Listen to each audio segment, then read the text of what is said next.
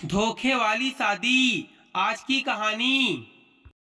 शादी को अभी 10 ही दिन हुए थे। दामाद अमित बेटी को लेकर अचानक घर आ पहुंचा तो राजेश जी का माथा ठनका। वे हैरान होकर बोले, क्या हुआ दामाद जी, सब कुछ कुशल तो है ना? अमित बोला, हमारे साथ इतना बड़ा धोखा करते हुए आपको जरा भी शर्म नहीं आई?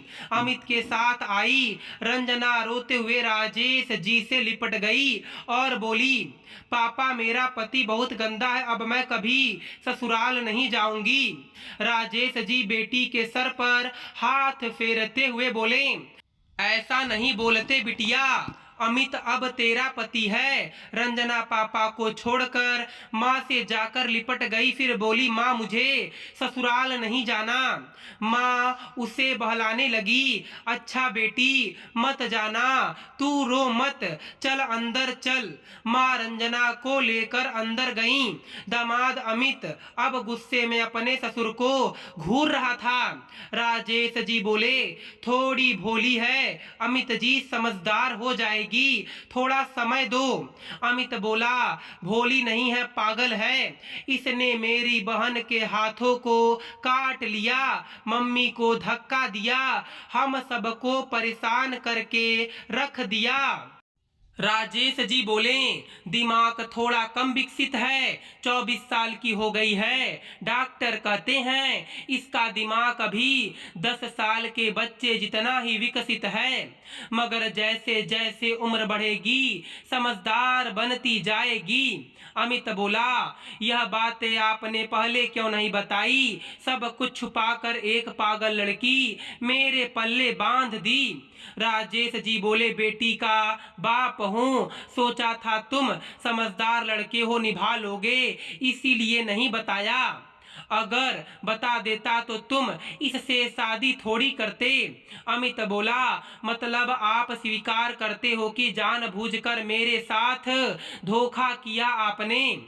राजेश जी बोले, इसे धोखा मत कहो, जब तुम इसे देखने आए थे तब तुम्हारी इससे बात करवाई थी, तुम्हारी माँ को बताया था कि लड़की थोड़ी भोली है, वैसे भी तुम 32 साल के हो चुके हो, तुम्हें भी लड़की नहीं मिल रही थी, इसीलिए अब जैसी भी है तुम्हारी पत्नी है, तुम्हें इसी के साथ जीना है। अमित बोला, कैसे जीऊंगा इसके साथ? इसने मेरे घर में सबके नाक में दम कर दिया, पूरी जिंदगी मेरे साथ रही तो पता नहीं मेरा क्या होगा।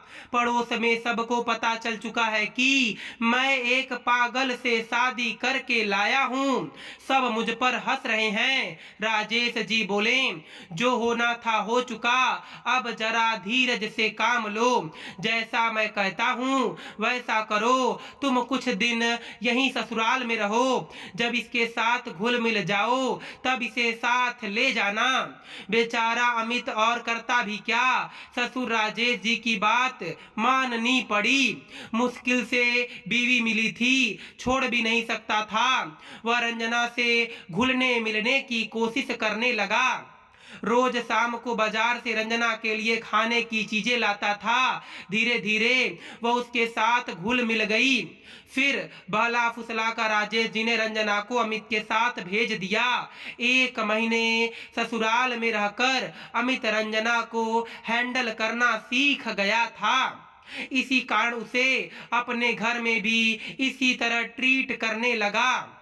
दोनों एक ही बेड पर सोते थे, मगर पति पत्नी वाला रिश्ता नहीं बन पाया था। रंजना भी धीरे धीरे उनमें घुल मिल गई, सास के साथ थोड़ा बहुत काम भी करवाने लगी।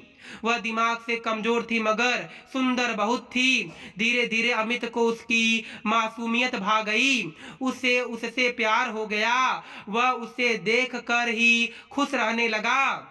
दोनों एक ही बिस्तर पर सोते थे, मगर उनमें दाम्पत्य जीवन जैसा कुछ भी नहीं था। इसी तरह 3 साल गुजर गए।